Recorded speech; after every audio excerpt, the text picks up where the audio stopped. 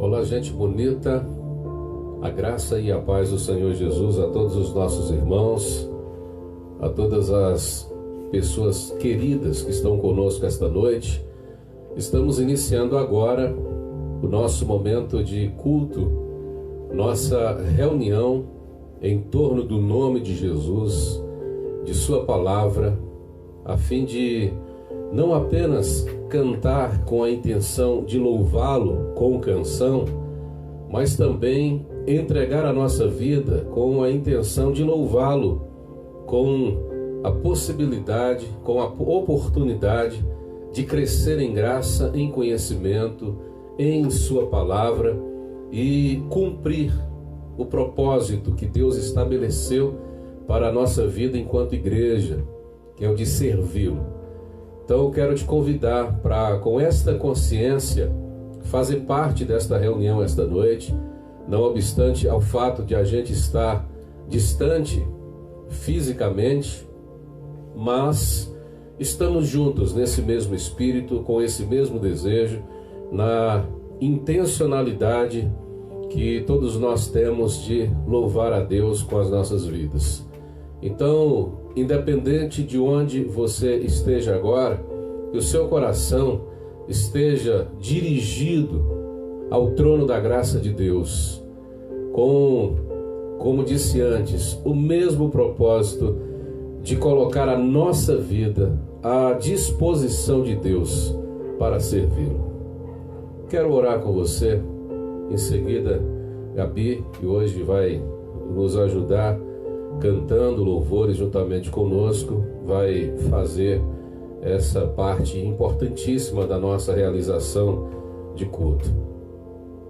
Deus poderoso, nós somos muito gratos e expressamos a nossa alegria, a nossa felicidade por estarmos juntos esta noite. Que prazer imenso, Senhor, é tornar a nossa vida em um canal por meio do qual a Tua palavra chegue aos corações, tornar a nossa vida em um ponto de serviço do Senhor, para que por meio de nós, outras pessoas também possam tocá-lo, alcançá-lo e serem tocadas e alcançadas pela Tua graça. Pedimos então, em nome de Jesus, que manifeste pelo Teu Espírito Santo toda a sorte de bênção que o Senhor tem preparado para todos os corações que estão conosco nesta reunião de hoje. Pedimos em nome de Jesus que, não obstante ao fato de estarmos separados, que o Senhor nos junte nesse mesmo espírito e nesse mesmo propósito. Pedimos que o Teu poder, o Teu toque, a Tua graça ache cada uma dessas pessoinhas que estão fazendo parte desta reunião, e que Teu nome seja exaltado, Pai, seja glorificado em nossas vidas. É a nossa oração sincera, é o nosso pedido cheio de gratidão, em nome de Jesus. Amém.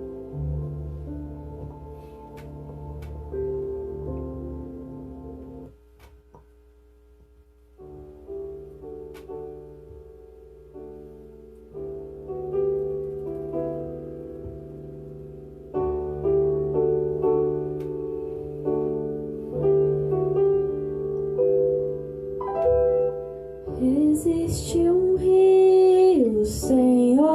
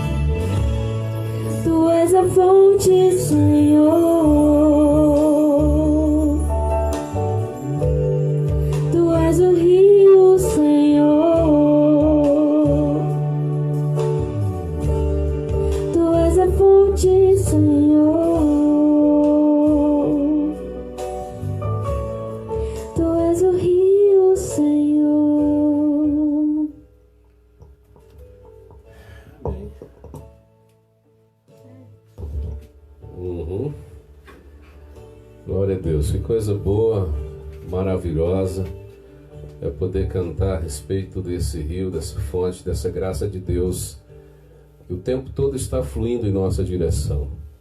Agora eu quero convidar a você que está conosco nesse instante para refletir um pouco na palavra de Deus, o tema que propusemos para tratar na noite desse dia, que é: o diabo bate à porta da necessidade. O texto base está em Mateus, capítulo 4. Mateus, capítulo de número 4, a partir do primeiro versículo, onde o evangelista descreve o seguinte: a seguir, foi Jesus levado pelo Espírito ao deserto, para ser tentado pelo diabo. E depois de jejuar 40 dias e 40 noites, teve fome.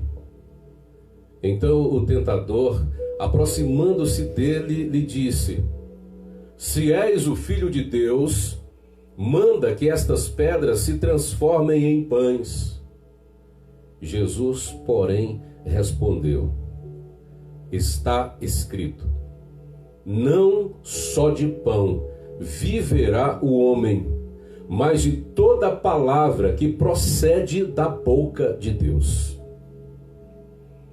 Então, o diabo o levou à cidade santa, colocou-o sobre o pináculo do templo e lhe disse: se és filho de Deus, atira-te daqui abaixo, porque está escrito: aos seus anjos ordenará a teu respeito que te guardem. E eles te sustentarão nas suas mãos, para que não tropeces em nenhuma pedra. Respondeu-lhe Jesus: também está escrito: não tentarás o Senhor teu Deus. Levou o diabo ainda a um monte muito alto, mostrou-lhe todos os reinos do mundo e a glória deles, e lhe disse: tudo isto te darei, se prostrado me adorares. Então Jesus lhe ordenou: retira-te, Satanás, porque está escrito: ao Senhor teu Deus adorarás, e só a Ele darás culto ou servirás. Pai, nós estamos diante desta palavra, e que poderosa palavra é esta! E os nossos corações fervem de desejo de que esta palavra nos fale, de que esta palavra nos contemple, de que esta palavra nos encontre agora, para que teu nome seja nela glorificado. Nós pedimos em nome de Jesus que fale ao nosso coração e com isso glorifique o teu nome. Amém. Esse texto você já conhece bem e sabe que trata-se da tentação de Jesus, que, segundo Mateus, ocorre em um deserto, diante de uma grande fragilidade física, humana de Jesus, e que foi, de algum modo, olhada pelo diabo como uma oportunidade de fazê-lo tomar decisões, de transformá-lo em um possível adorador, em um possível tomador de atitudes que, aproveitando a própria necessidade, pudesse justificar os seus meios. E como todos sabemos, Jesus mostrou que a tentação, Jesus mostrou que a necessidade também podem ser um altar de adoração a Deus. Você percebe que, como nós já afirmamos na nossa temática, no nosso título, o diabo está aqui à porta da necessidade, à espreita. Ele vê a chance, ele vê a oportunidade de, olhando a fragilidade humana, oferecer solução imediata, oferecer resposta rápida, oferecer um galardão, um salário, um pagamento urgente por aquilo que o homem está sofrendo como sendo a sua necessidade. Assim, a gente compreende que a necessidade pode ser um altar de adoração a Deus, ou também pode ser um altar de manifestação das características mais negativas do nosso caráter. Então, o modo como a gente reage diante das necessidades que são humanas, que são naturais, que fazem parte de todo e qualquer ser humano, é que vai dizer o que de fato nós somos e qual a postura que realmente nós temos em relação a Deus, em relação à vida e em relação às próprias tentações diabólicas que nos chegam. Porque necessidades todos nós temos, momentos de fragilidades todos nós enfrentamos na vida. Há situações em que você não vê uma solução plausível, possível, rápida, urgente, como é a demanda. E de repente nasce uma luz no fundo do túnel e apresenta-se uma solução rápida, mas que utiliza-se de meios inviáveis, inadequados, incoerentes, meios corruptos para que esta solução se realize de forma rápida. Necessidades todos nós temos, mas o que a nossa necessidade tem sido para nós? Um altar de adoração a Deus ou a morada do diabo? Um psicólogo chamado Abraham Maslow criou uma proposta teórica que é chamada de pirâmide das necessidades humanas. E nessa pirâmide nós temos uma divisão quíntupla, ou seja, as 5 partes nesta pirâmide que vão apresentar as necessidades que todos nós, seres humanos, temos na vida. Na base dessa pirâmide, na parte de baixo dessa pirâmide, estão as necessidades basilares, as necessidades mais básicas do homem, que são as necessidades fisiológicas. É a necessidade que todos nós, como seres humanos, como seres biológicos, temos. A necessidade de respirar, a necessidade de manter-se vivo, a necessidade de comer, a necessidade de beber, a necessidade sexual, entre tantas outras necessidades que a gente tem, de dormir, de descansar. Essas são as necessidades mais básicas dos seres humanos, que são as nossas necessidades fisiológicas. Acima das necessidades básicas estão as necessidades de segurança que o ser humano tem. A necessidade de se encontrar-se bem, a necessidade de se sentir seguro, de se sentir sem perigo, de se manter em ordem, de se manter em real segurança, de conservar o emprego, entre outras coisas. Essa é uma necessidade que vem acima das necessidades basilares.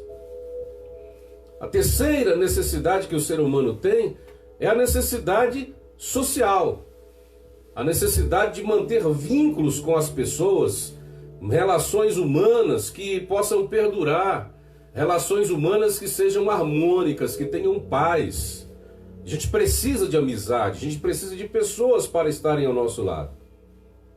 A quarta parte da pirâmide vai trazer a necessidade de estima. Porque todos nós precisamos de autoestima, de manter a nossa capacidade de se sentir bem conosco, com a gente mesmo. A necessidade de reconhecimento das nossas capacidades. A necessidade de que as pessoas nos percebam, de que as pessoas nos vejam, de que as pessoas nos olhem, de que as pessoas nos façam sentir bem. E por último, nós temos as necessidades que estão no topo da pirâmide, que são as necessidades de autorrealização. São as realizações dos nossos sonhos, o emprego dos sonhos, o salário dos sonhos, a casa dos sonhos, o carro dos sonhos, as posições sociais, os ambientes em que haja um maior reconhecimento, autorrealização está no topo das nossas necessidades. Mas esta última, e isso é importante dizer, ela não tem fim. Porque a autorrealização humana é insaciável. Quando você alcança algo que você acha que seria a realização do grande sonho da sua existência, logo surge um sonho de ter algo maior, porque se você chegou até ali, por que você não pode dar um passo a mais? E aí vem a necessidade de uma outra realização. Quando você chega nesta outra realização e percebe que há possibilidades de ir além, você quer ir além. Isso pode ser uma coisa boa, mas pode ser também algo muito perigoso. Que o grande problema, na verdade, não é de ter necessidade. O grande problema é o que você está disposto a fazer para satisfazer as suas necessidades. Não apenas a necessidade de autorrealização, mas também, inclusive, a necessidade básica. Porque há seres humanos que são capazes de fazer coisas impensáveis para realizar ou para satisfazer as suas necessidades. Não sei se você se lembra daquela história que ocorreu em Samaria, que estando cercada por um exército, o povo não podia sair, o alimento acabou, a fome tomou conta daquela cidade, de tal modo que as pessoas começaram a morrer de fome. Mas teve uma mulher que foi capaz de, junto com outra pessoa, matar o próprio filho para comer a sua carne, para satisfazer uma necessidade que é basilar, a necessidade de comer, de alimentar-se e assim manter-se vivo. Então, às vezes, os seres humanos são capazes de fazer coisas impensáveis para satisfazer as suas necessidades. No texto que nós lemos, e agora depois desta introdução enorme, a gente vai entrar na questão ligada a Cristo. Nós vamos encontrar o diabo olhando para Jesus diante de uma necessidade que é básica. A princípio, a primeira necessidade é a necessidade de comer, de alimentar-se, porque Mateus disse, depois de 40 dias e 40 noites ele tem fome. E quem tem fome precisa comer. E quem tem fome tem necessidade de alimentar-se. Quem tem fome precisa de nutrientes. Porque o corpo, que já há tanto tempo está sentindo a necessidade do alimento, está definhando, está morrendo aos poucos. Ele precisa ser alimentado. E essa necessidade precisa ser satisfeita urgentemente. Por isso que o diabo vê ali a chance de fazer com que o Filho de Deus transformasse a ordem natural das coisas. Fazer com que o Filho de Deus aceitasse uma sugestão, nem que fosse do inferno e do diabo, para resolver o seu problema. Porque se o problema é urgente, se a questão é imediata, se precisa ser resolvida, a pessoa que quer resolver o seu problema de maneira tão urgente, tão necessária, tão rápida para sobreviver, ela poderá fazer qualquer coisa na vida ou tomar qualquer tipo de decisão ou agir de qualquer forma para que o seu problema seja imediatamente sanado. O que ele quer é imediatamente resolver a sua fome. É o que Saul faz quando Esaú, quando ele está voltando de uma caçada, e a gente não sabe quantos dias ele passou caçando, e ele voltou sem encontrar nada. Então ele está cansado, está com muita fome, o seu corpo está debilitado, e você sabe como um ser humano com fome fica. Logo o seu humor é alterado. Você fala coisas que não gostaria de falar. Uma pessoa com fome, ela se transforma em quase irracional. Ela é capaz de canibalizar as suas ações para poder resolver a questão da fome. E quando ele chega, a primeira coisa que ele vê é Jacó, o sabido, o treiteiro, o menino bobo, cozinhando lentilhas. E quando o sujeito está com fome, o cheiro dos alimentos, ele é potencializado. O sabor do alimento é potencializado. Quando ele sente aquele cheiro, imediatamente ele pede socorro ao seu irmão, para que o seu irmão lhe dê uma porção daquele alimento, para ele resolver imediatamente a sua necessidade. O que Jacó faz? Mano, você tem um problema e eu tenho a solução. Você tem uma necessidade e eu posso supri-la. Você tem uma porta que precisa ser fechada, eu posso fechar. Ou você tem uma porta fechada que precisa ser aberta, eu posso abrir. Agora, tudo na vida tem um preço, você sabe disso. Para que eu resolva o seu problema, para que eu supra a sua necessidade, para que eu abra ou feche a sua porta, você tem que me dar algo em troca. Você me dê a bênção da primogenitura. E o que Esaú diz? De que vale a minha primogenitura se eu morrer de fome. Então, para mim, o que é urgente, o que é necessário nesse instante, é o pão, é a comida, é o alimento, é o nutriente. Então eu troco a minha alma, vendo a minha consciência, troco primogenitura, bênção de Deus, bênção de qualquer pessoa, de Isaac, ou seja lá de quem for, mas o que eu quero é resolver o buraco que está no meu estômago agora. E ele vende a sua primogenitura e depois a gente sabe da história, ele chora amargamente. Isaac, o seu pai, sente no seu coração também o fato de ter abençoado a Jacó, que era o espertalhão e que era o segundo filho. E depois o escritor aos Hebreus vai usar Esaú como referência negativa, como alguém que profanou a santidade de Deus quando negou a sua primogenitura, trocando-a por um prato de lentilhas. E o escritor vai dizer: ninguém seja como Esaú.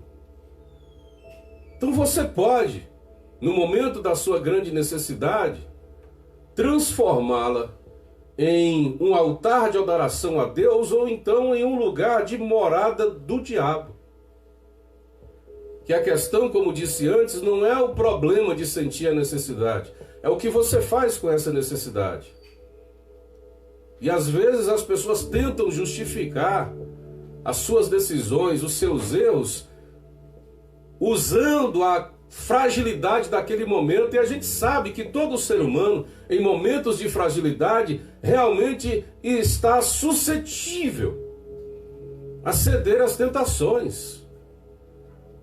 Você que é casado, você que é casada, talvez tenha passado um período de tempo longo sem a atenção da sua esposa ou do seu marido, sem o carinho do seu esposo, da sua mulher, sem a presença física essencial para que necessidades que são suas e que são humanas sejam supridas, e de repente você encontra alguém na vida que lisonjeiramente lhe apresenta uma solução para resolver esse seu problema. Palavras, olhares, comportamentos, e você, justificando a necessidade que tem, talvez se jogue, talvez se lance a essa tentação. Porque todo mundo tem fome na vida de alguma coisa. E quando você procura em tantos lugares algo que possa matar a sua fome de forma honesta, de forma verdadeira, e não encontra, a primeira oportunidade corrupta que apareça para que você se satisfaça, talvez seja o lugar para onde você vai.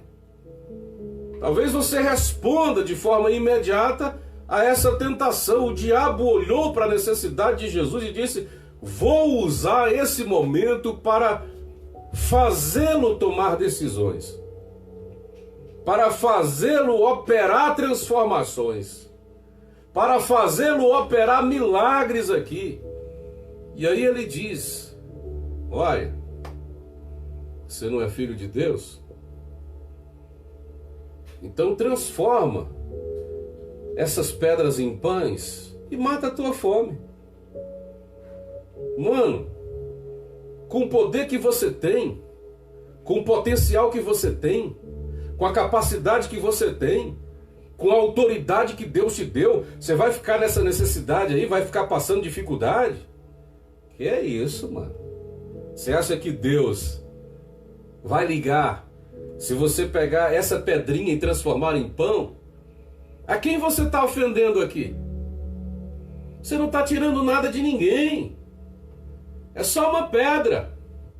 Ela pode ser transformada em pão com uma palavra tua, com um toque teu, e você vai suprir a sua necessidade. Então transforma essa pedra em pães, ou essas pedras em pães.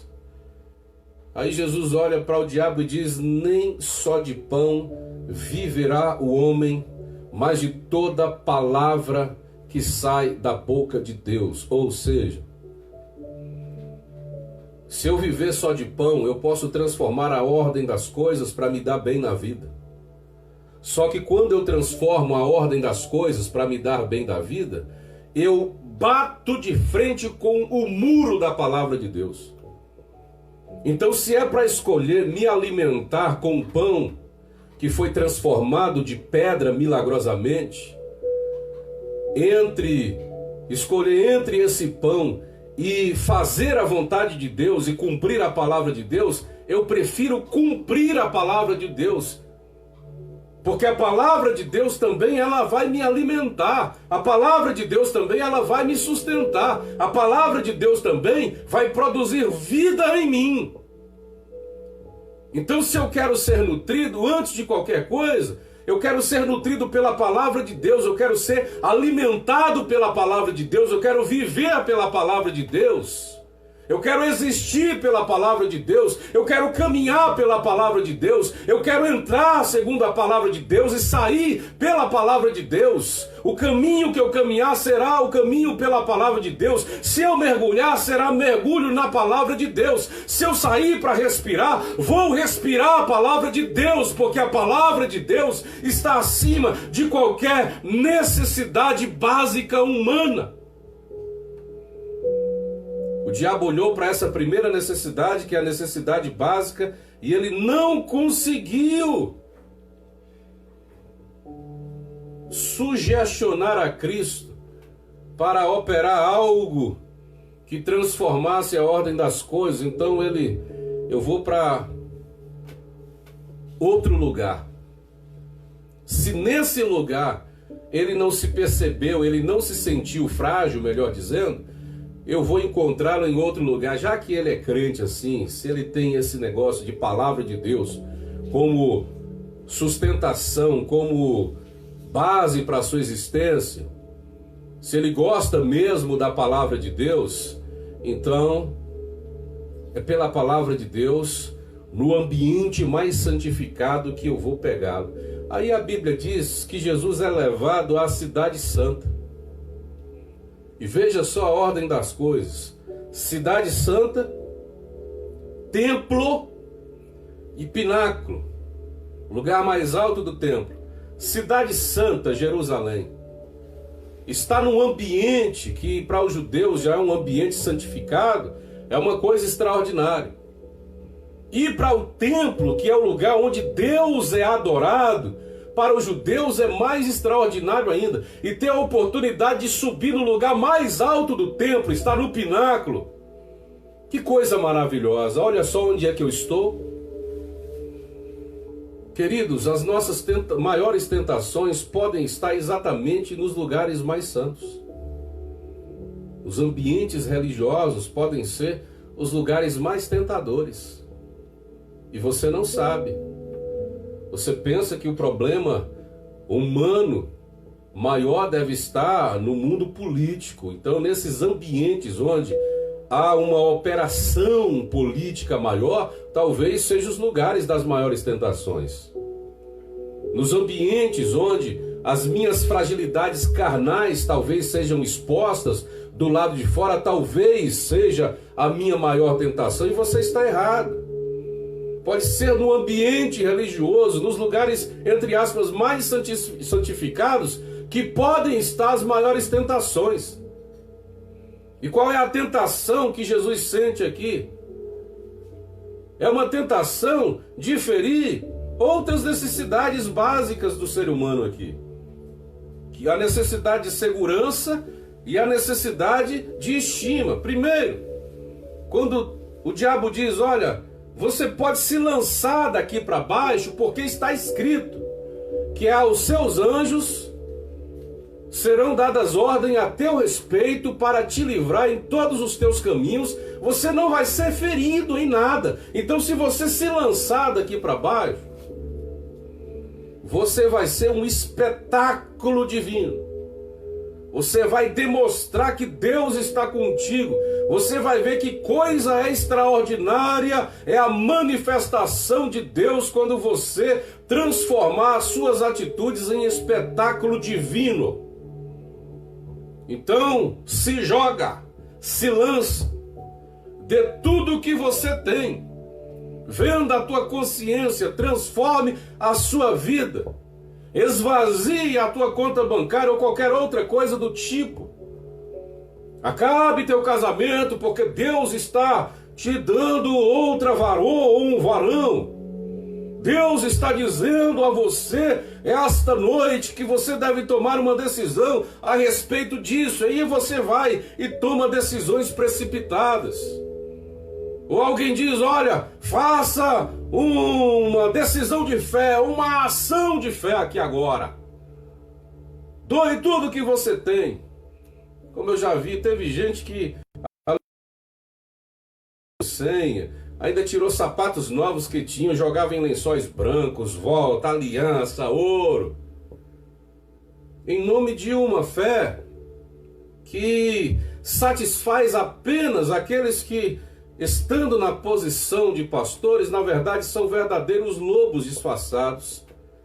E Deus não está pedindo isso de você, mas você se joga, você se lança, porque é uma tentação de ser amado por Deus, ser querido por Deus, ou simplesmente porque está escrito em algum lugar da Bíblia, está escrito no Salmo 91, então vai, se joga. E aí Jesus diz, também está escrito. Porque às vezes o que está escrito ali não está escrito para você. Ou o que está escrito ali não está escrito para ser aplicado a essa situação.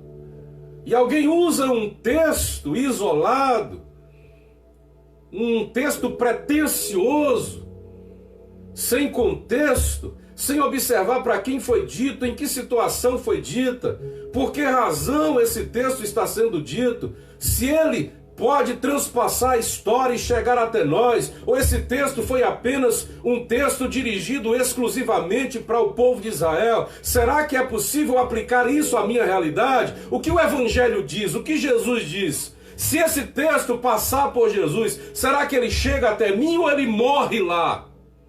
Porque tudo tem que passar por Jesus, tudo tem que passar pelo Evangelho. Se não passou pelo Evangelho, querido, pode deixar no Antigo Testamento, fica como história, fica como poesia, fica como salmo, fica como registro, para que você tenha uma compreensão maior. Mas tudo tem que passar por Jesus para chegar até você. Se não passar por ele, não adianta nada, é só tentação. No lugar santo, no templo, no pináculo, e você se joga. E às vezes você se joga e vai reclamar de Deus. Então você tem que ter a capacidade de, assim como Jesus, dizer, também está escrito. Está escrito assim, mas não é para esse momento. Não é para agora. Não é para permitir que eu seja sugestionado por alguém a tomar uma decisão tão fanática, não é nem radical, é uma decisão fanática na minha vida. Preciso compreender isso. O cara acha que tem segurança absoluta, porque Deus lhe sustenta em todas as coisas.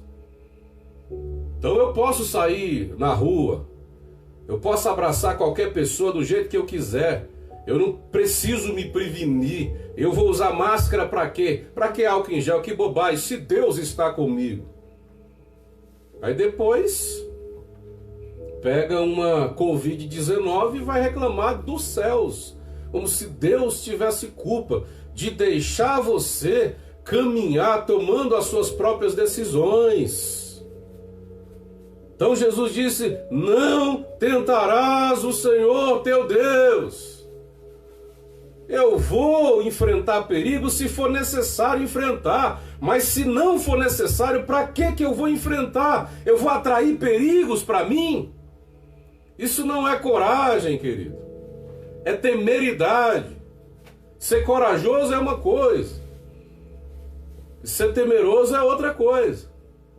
Ser corajoso é enfrentar o medo, mas por necessidade. Quando você precisa sobreviver. E ser temeroso é botar o peito para fora e dizer, pode vir com o fuzil, com o que você quiser, com granada, que Deus está comigo. Igual um cara que entrou, há uns anos atrás, num vídeo, entrou numa jaula de leões, dizendo, se Deus está comigo, esses bichos não me matam, não me pegam, não me ferem. Saiu os pedaços. Aí vai reclamar de Deus, né? Por isso que Jesus disse, também está escrito. A grande questão da estima, que também é contemplada aqui, quando você diz assim, não, eu tenho que mostrar para os outros que eu sou capaz. Eu tenho que mostrar para os outros, eu preciso provar que eu sou capaz. E aí, vamos empinar moto, vamos empinar, vamos fazer coisas que chamem a atenção. Andar em corda bamba, sem rede de proteção, de segurança. E depois o cara sobra e Jesus que tem culpa.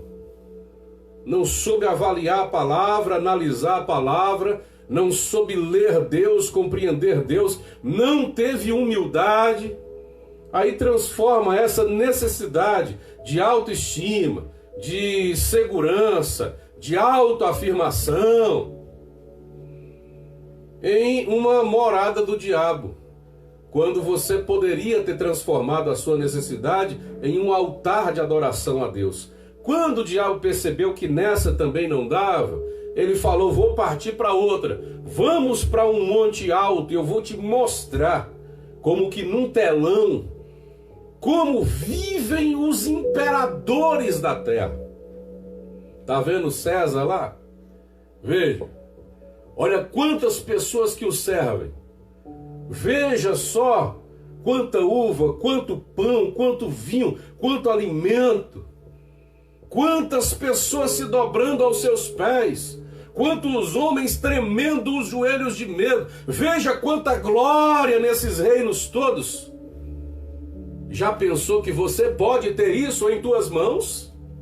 Você já pensou que você pode dominar esses reinos? Não é só o Império Romano, você pode dominar os outros reinos, ter também as outras belas casas, as outras belas mansões, ao teu serviço tantas outras pessoas. Você já pensou nisso? Tudo isso te darei, se você fizer uma coisinha. É só ajoelhar, botar a boca no pó e me adorar. Mais nada. Mas nada, só isso. Jesus nem deu uma resposta imediata. Primeiro ele disse: sai daqui, Satanás.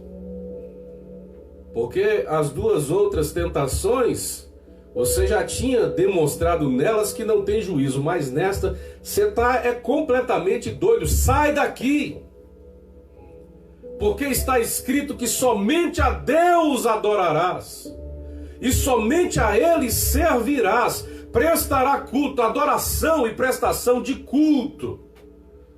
Comprometimento, nesse sentido, somente a Deus. Não há reino que pague isso, não há posição política que pague isso, não há riqueza que pague isso. A adoração é muito mais cara. Servir a Deus é muito mais valioso do que qualquer outra coisa na vida. Então, meu irmão, se você tem o privilégio de servir a Deus, não reclame das coisas que você não tem. Se você tem a oportunidade de adorar a Deus, não reclame dos poderes que você não tem, das pessoas que você não pode submeter, dos governos que você não exerce, das posições que você nunca alcançou na vida. Não reclame, porque o que você tem é muito mais caro e muito mais precioso, inclusive impagável, muito mais do que qualquer outra coisa nessa vida. Foi o que Jesus disse. Sai daqui, porque agora você chegou, já tinha ultrapassado limites, mas agora você arrasou de vez. Sai daqui, porque eu estou com a palavra de Deus que adora só a Ele e serve só a Ele. Para mim isso é mais do que suficiente. Eu não troco a adoração a Deus e o serviço a Deus por nada nessa vida.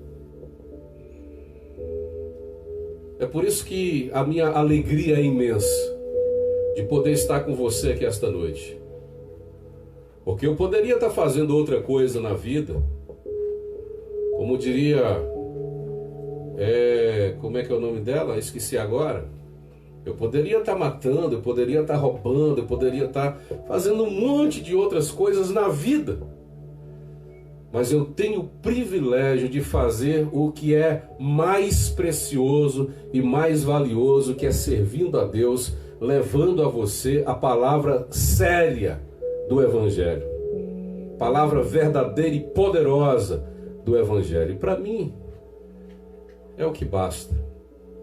O que vem depois, é Deus quem decide. E a Bíblia diz que quando Jesus sai dali, Ele vai comer. Ele vai se alimentar. Ele vai saciar a sua necessidade, porque as necessidades são de fato para serem saciadas, mas ele come alimento dado por mãos de anjos. Então ele poderia ter escolhido antes resolver com urgência a sua necessidade, aceitando a sugestão do diabo, o pão sugestionado pelo diabo.